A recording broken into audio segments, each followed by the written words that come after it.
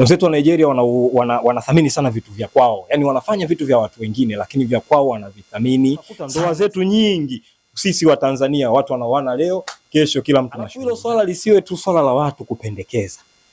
Nigeria hiyo ni desturi ambayo mtu yeyote ni lazima ukioa unatakiwa ufanye, lakini hayo matambiko hayawezi kutimia mpaka sasa Jux naye au upande wa mwanaume nao wafanye. Sasa matambiko ya huku na ya huku yanaridhiana, sasa pale yanaendelea kuishikilia ile ndoa iweze kudumu. Tofauti na hapo, hii ndoa haiwezi kufika mahali. Hili Jux sio swala la watu kucomment wala watu kushauri. Tunakuelekeza. Sisi ndo ambao tumekaa kule Nigeria muda mrefu, taratibu na sheria za kule tunazijua. Kwa sisi tunakuelekeza, bwana Jux, unachotakiwa wewe ni kufanya sherehe za kimila, matambiko. Kuhakikishia miezi miwili ufiki. Kama hujafanya kuhakikishia miezi miwili ufiki, hiyo ndoa inakuwa imevunjika. Hizi ndoa zina vitu vingi, zina changamoto, zina husda, zina vishirikina, zina vijuso, zina vinyongo. Sasa nani anavizuia hivyo vinyongo? Yule baba yake mdogo na Davido, sijui kama unanielewa. Yeye yule ni chifu kule Nigeria ambao anafahamika na wengi wanamfahamu kwa sababu ana udugu na mtu star ambao walikuja pale.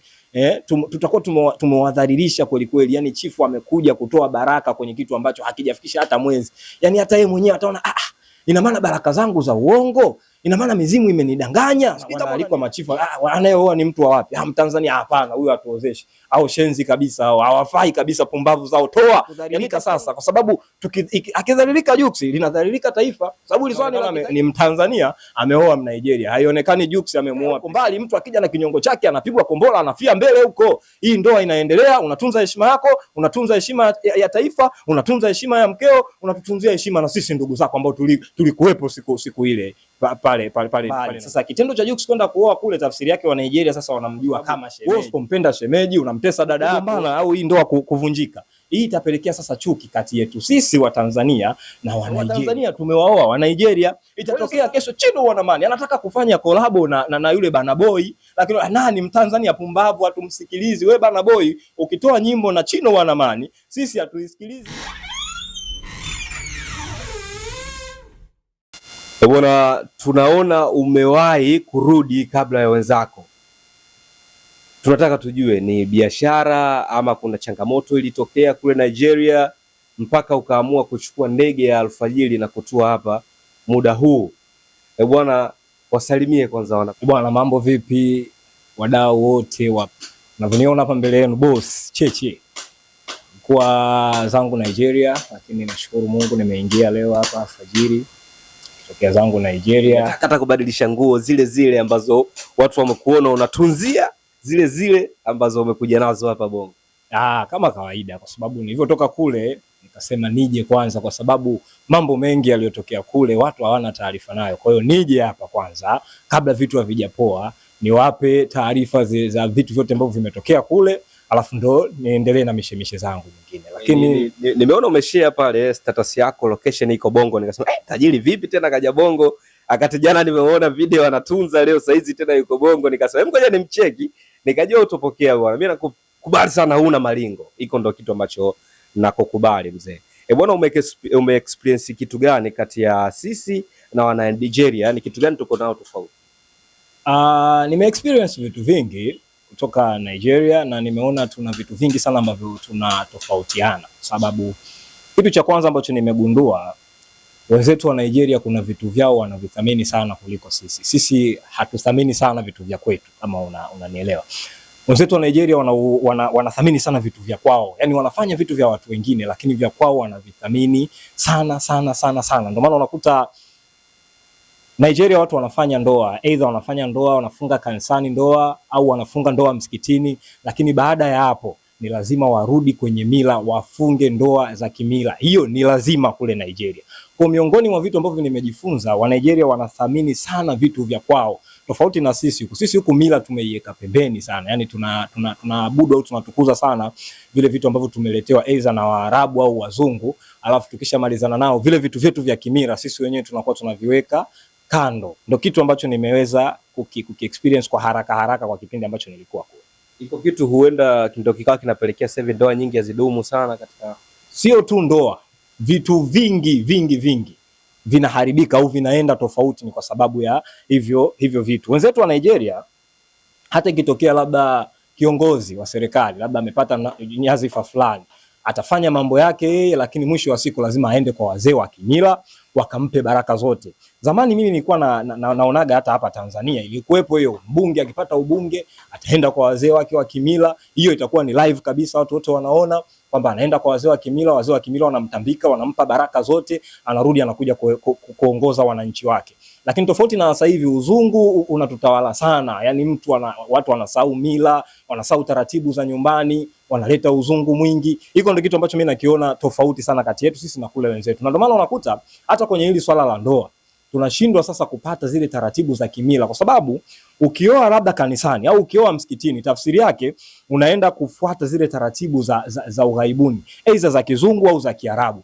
Na hiko ndio kinachopelekea sasa ndoa nyingi zinavunjika. Kwa sababu gani? Kwa sababu yule anayeolewa ni Mtanzania, ni Muafrika, lakini anaenda kuozeshwa au kuposwa katika mazingira au katika tamaduni za kigeni. Je, huyu mtu anayeolewa au anayeoa ana uwezo wa kuyaishi au kuishi zile tamaduni za kigeni? Hapana. Sasa unaenda kumuozesha mtu katika mila za kigeni, alafu unahitaji huyu mtu aje aishi kwenye tamaduni za Kitanzania au za Kiafrika. Hii ndio inaenda kupelekea sasa hapo unatokea mkanganyiko. Sijui kama unanielewa. Tafrani inakuwa kubwa. Yani wewe bwana, sawa umeolewa, haya kanisani, sawa. Una swali. Sasa unamuona mtu anaolewa msikitini, alafu akienda kule kwenye kigodoro kila siku. Ndio mkanganyiko unapoanza kutokea. Lakini je, mafunzo tunayopewa wakati tunaenda kuoa kule yanaendana na mazingira yetu halisi ambayo tunaishi? Vitu viwili tofauti. Kwa hiyo wenzetu wanachotuzidi, ndoa unafunga kanisani kwa sababu ni ya Mungu, unafunga msikitini kwa sababu ya Mungu, lakini kuna baadhi ya vitu vya kitamaduni ambavyo wewe ukitoka pale utaenda kuviishi, unatakiwa ufundishwe, uelekezwe na ukabidhiwe. Sasa sisi hiko kitu ndo tunachokidharau. Ndio maana unakuta ndoa zetu nyingi sisi wa Tanzania watu wanaoana leo, kesho kila mtu na shughuli zake. Watu wengi nimeona kwenye comment wamependekeza pia Juma Jux na yeye aonyeshe uzalendo ili wa Nigeria pia waje hapa Tanzania kama sisi tulivyoenda kuvunja rekodi za kutosha kule kwao na fujo nyingi, na wao waalikwe hapa washuhudie mila zetu. Hiyo watu wengi wamependekeza kwamba inaweza katutangaza pia kitanzania. Alafu hilo swala lisiwe tu swala la watu kupendekeza. Nigeria hiyo ni desturi ambayo mtu yeyote ni lazima, ukioa unatakiwa ufanye mila, na anayeolewa anatakiwa afanye mila. Kwa hiyo anayeolewa anafanya kwao mila na anayeoa anafanya kwao mila. Kwa hiyo hilo Nigeria ni swala la lazima. Ili kusudi wenyewe wanaamini wa Nigeria, ili ndoa idumu ni lazima ikakabidhiwe kimizimu kwa mababu, kimila. Utambikwe, uelekezwe miiko, bwana kuna hiki na kile. Ili sasa hiyo ndoa iweze kudumu.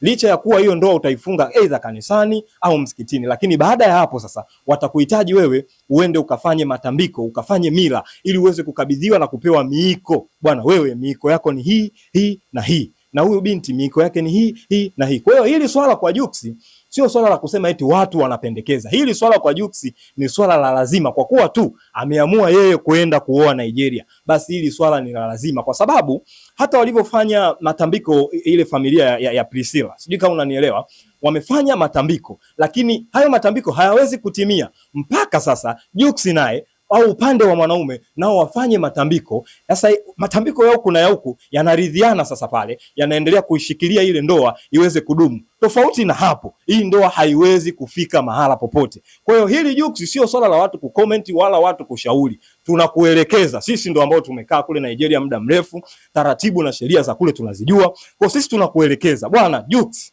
unachotakiwa wewe ni kufanya sherehe za kimila, matambiko yapite ili ndoa yako iwe salama. Tofauti na hapo, na kuhakikishia mimi, hili sio ombi, sio ushauri, sio wazo, ni agizo. Usipofanya swala la kimila, bwana, hii ndoa na kuhakikishia kuanzia mlipomaliza pale mpaka nakupa miezi tu miwili hautofika, na kuhakikishia miezi miwili ufiki kama hujafanya matambiko ukakabidhi haya maswala kwenye mila. Ina maana mila za kule na mila za huku zikashirikiana kutunza hiyo ndoa, wewe hapo huna ndoa, na kuhakikishia miezi miwili ufiki, hiyo ndoa inakuwa imevunjika, kwa sababu hiyo ni taratibu kule Nigeria.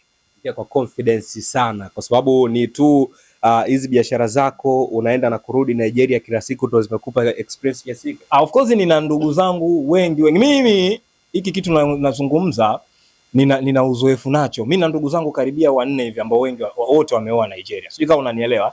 Katika hizo ndoa 4 ni ndoa 2 ambazo zimefanikiwa mpaka sasa bado zipo, lakini hizi ndoa 2 ndio zile shagalabagala. Lakini changamoto kubwa ilikuwa ni hiyo, kwa sababu tuliambiwa kipindi tunaenda kuoa, bwana, swala la kimila linafanyika pande zote mbili. Sijui kama unanielewa. Lakini tunapokuja huku kwetu sasa, ikileta tu changamoto, ndio mwisho wa siku ndoa zile zina farakanika. Lakini hizo 2 tulijitahidi kuzisimamia, tukafanya na matambiko huku, tukafanya mira huku, mpaka leo ziko salama. Sio wanatumia advantage kwamba wanaona sasa mwanamke kwamba huku kwa kiumeni sijafanywa mila, basi tu nifanye chokochoko makusudi ili mradi ndoa ionekane inayumba ama inasheki. Kama kuna upendo wa kweli, mimi naamini ndoa inaweza kaa tu vizuri. Mimi nafikiri mpaka mtu anakubali kuolewa, basi ameridhika na upendo wa hiyo sehemu ambayo anaenda. Siamini eti mtu aanze kufanya chokochoko eti kisa tu hajafanyiwa mila. Zile chokochoko zinatokea kwa sababu hakuna mtu wa kuzisimamia hizo ndoa. Hizi ndoa zina vitu vingi, zina changamoto, zina husda, zina vishirikina, zina vijuso, zina vinyongo. Sasa nani anavizuia hivyo vinyongo? Tukae tujue kabisa kwamba husda haionekani. Sijui kama mnanielewa. Husda haionekani. Sasa nani anazuia hivi vitu ambavyo havionekani? Ndio hapo zinatakiwa sasa mila. Sijui kama unanielewa bwana ndugu yangu. Kwa hiyo hivi vitu, huyu mtoto wa kike anatakiwa apewe mila, akafundishwe, bwana, kuna hiki na hiki. Huu mwiko usifanye, ukifanya hivi kuna balaa hili litatokea, mizimu haipendi. Kwa hiyo hivi vitu watu tu tunadharau, lakini vinatakiwa viwepo. Bwana, unaona endapo penzi la Priscilla na Jux likavunjika sasa hivi pap, yani ndoa imekufa, kuna madhara ya kinchi yanaweza katokea makubwa. Ngoja nikupe mfano. Kwa ambao unajua pale kwenye ile sherehe ya kimila waliohudhuria ni wengi, wababu wa kimila walihudhuria, kitu ambacho watu wengi hawafahamu. Nigeria ni sehemu ambazo ni nchi ambayo sawa ina ile uongozi kama sisi ambao tunao kwa labda rais, lakini wenzetu bado wana zile tamaduni, wanaheshimu sana wale viongozi wa kimila, bado wana wale machifu, sijui kina mtemi wale mama king wale bado wapo kule Nigeria na wanaheshimika kweli kweli. Wana hiyo sauti, yani wana uwezo wakalisema jambo fulani, hata rais wa nchi mwenyewe akasema hilo alipingwi kwa sababu limesemwa na wazee wa kimila wale machifu. Sijui kama unanielewa. Kwa hiyo ile siku walihudhuria hao machifu wa Kinigeria wengi, kama maarufu alikuwepo yule baba yake mdogo na Davido. Sijui kama unanielewa. Yeye yule ni chifu kule Nigeria ambao anafahamika na wengi wanamfahamu kwa sababu ana udugu na mtu star Davido. Sijui kama unanielewa. Kwa hiyo wamekuja watu wakubwa pale kwenye lile swala. Sijui kama unanielewa. Kwa hiyo ni swala ambalo limetangazika mahala pakubwa. Kwa hiyo itakapotokea hii ndoa imevunjika, kwanza tutakuwa tumewatukanisha wale wenzetu wakubwa machifu ambao walikuja pale. Tutakuwa tumewadhalilisha kweli kweli. Yani chifu amekuja kutoa baraka kwenye kitu ambacho hakijafikisha hata mwezi. Yani hata yeye mwenyewe ataona ina maana baraka zangu za uongo, ina maana mizimu imenidanganya. Sijui kama unanielewa. Kwa hiyo hili litatuchafulia sisi kama taifa. Itafikia hatua sasa Watanzania tunataka kwenda kuoa Nigeria, wanaalikwa machifu, anayeoa ni mtu wa wapi? Mtanzania? Hapana, huyu atuozeshi, au shenzi kabisa, au hawafai kabisa, pumbavu zao, toa. Yani itafikia unafukuzwa kama kuku vile. Hapana, toa. Kwa sababu gani? Kwa sababu tunadhalilisha wale machifu, zile mila za wenzetu. Kwa hiyo mimi ninachoomba Jux alizingatie hili, aite wazazi, aite wazee wake, wafanye hili jambo. Sisi tupo, yani sijui swala la pesa, kama kuna wazee wako ndichi, sisi tutawasafirisha hata ziweze kuendelea. Ili sasa hili swala naomba lihesabike kama ni swala la kitaifa. Yani hapa sasa tunalitetea sasa taifa. Tusije tukaingia kwenye aibu, tusije tukaingia kwenye kudhalilika sasa, kwa sababu akidhalilika Jux linadhalilika taifa. Sababu hili swala ni la kitaifa sasa. Inaonekana ni Mtanzania ameoa Mnigeria, haionekani Jux amemuoa Priscilla. Sijui kama unanielewa ndugu mwandishi. Kwa hiyo mimi ninachomuomba Jux, hili swala sio ombi kama nilivyozungumza mwanzo, sio ombi bwa mdogo Jux. Mimi kama ndugu yako tafikia hatua utanialika kwenye vitu vyako vingine, siji, kwa sababu utakuwa umenivunjia heshima sasa. Kwa mimi ninachokuomba, hakikisha hili swala unalisimamia, mila zinatendeka na hili swala linasimamiwa. Hiyo ndoa yako vijuso visikuwepo, husda zisiwepo, zikae huko mbali. Mtu akija na kinyongo chake anapigwa kombola, anafia mbele huko. Hii ndoa inaendelea, unatunza heshima yako, unatunza heshima ya taifa, unatunza heshima ya mkeo, unatutunzia heshima na sisi ndugu zako ambao tulikuwepo siku ile pale Nigeria. Jux amepata faida gani kupitia hii ndoa, na je, itapovunjika atapata hasara gani kupitia karia yake ya muziki? Jux anapata faida nyingi sana. Cha kwanza nikwambie tu wa Nigeria sisi kimziki wametuacha mbali kidogo. Ndio, wanatuacha mbali. Nini, kwa sababu gani wanatuacha mbali wa Nigeria? Wa Nigeria wanabebwa sana na lugha yao. Hiki ndio kimesababisha sasa mziki wao unasikilizwa sehemu nyingi sana, kwa sababu kama unavyojua lugha ya dunia ni Kiingereza ambacho Nigeria wanakizungumza sana. Kwa hiyo wenzetu wanabebwa sana na lugha yao, kilichopelekea sasa mziki wao kupenya sasa sehemu kubwa zaidi. Kwa hiyo cha kwanza tunatakiwa tukubali kwamba wa Nigeria kwenye mziki wametuacha mbali. Sasa kitendo cha Jux kwenda kuoa kule, tafsiri yake wa Nigeria sasa wanamjua kama shemeji. Kwa hiyo itakuwa ni rahisi kwa mziki wa Jux sasa kupewa sikio kule Nigeria, na ukishapewa sikio Nigeria, maana yake atakuwa sasa ni rahisi yeye kupata kolabo nyingi sana na wasanii wa Nigeria. Wakiwa wanamtambua kama shemeji, watampa hiyo heshima yake, kwa sababu wewe usipompenda shemeji unamtesa dada yako. Ujui huku shemeji sasa ukishamkela hapa wataenda kufanya nini kwa dada yako. Kwa hiyo watake wastake wa Nigeria watamheshimu Jux na kumpenda. Kwa hiyo atakapopata nafasi sasa Nigeria, maana yake hiyo inakuwa ni rahisi sasa, yeye ana penetrate tu kwenda kimataifa, nchi zingine sasa huko Ulaya, kama ambavyo wasanii wengi wa Nigeria wanapenya kwenda huko. Kwa hiyo Jux kwake itambeba, itamnyanyua kupata hizo kufanya hizo kazi za international huko ughaibuni. Sijui kama unanielewa. Kwa kitendo sasa cha yeye kukasirika, iko kugombana au hii ndoa kuvunjika, hii itapelekea sasa chuki kati yetu sisi wa Tanzania na wa Nigeria. Ndo kama nilivyokuambia, hii ndoa hatuihesabu kama Jux na Priscilla, tunaihesabu Mtanzania amemuoa Mnigeria au Mnigeria ameolewa na Mtanzania. Sijui kama unanielewa vizuri. Kwa hiyo sasa itakapotokea au tukiweka Watanzania tumewaoa wa Nigeria. Watanzania safi kabisa, Watanzania tumewaoa wa Nigeria. Kwa hiyo sasa hapa itakapotokea mgogoro, tafsiri yake sasa Watanzania wamewaacha wa Nigeria, Watanzania wameingia kwenye mgogoro na wa Nigeria. Sijui unanielewa hapo. Sasa hii sasa haitakuwa madhara kwa Jux tu, itatokea kesho Chino Wanamani anataka kufanya kolabo na yule Burna Boy, lakini nani Mtanzania pumbavu hatumsikilizi. Wewe Burna Boy ukitoa nyimbo na Chino Wanamani, sisi hatuisikilizi hiyo nyimbo, maana yake utatafuta wa kuwauzia hiyo nyimbo yako au kuisikiliza. Maana yake Burna Boy anasema hapana, siwezi kufanya kazi na Mtanzania. Kwa hiyo hii italeta athari sio tu kwa Jux, kwa Watanzania wote katika engo zote. Sisi wafanyabiashara tutapata shida vile vile, kwa sababu tutashindwa kuaminika Watanzania. Kwa sababu sasa hivi hili swala linafahamika ni swala la masuperstar ambao wameliingia. Sasa ikitokea shida itafahamika kwa urahisi zaidi. Kwa hiyo itatokea Watanzania ni watu waovu, Watanzania ni hivi, Watanzania ni hivi. Kwa hiyo hilo swala mimi naomba lisitokee. Ndio maana namsisitiza mdogo wangu Jux, kwa sababu sisi ni watu ambao tunafanya biashara kwenye nchi za watu, asije akatudhalilisha. Na siku ile tulikuwepo, tumeonekana, makamera alikuwa mengi pale.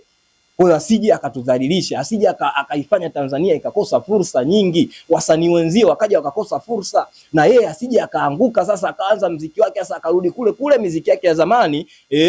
Utaniua. Maana hizo unawaimbia wabongo tu, huwezi kutoa migoma ya kwenda huko nchi za watu. Kwa hiyo hilo tumuombe tu Bwana Jux alizingatie, hii ndoa aisimamie, aishikilie kwa mikono miwili, isije ikavunjika.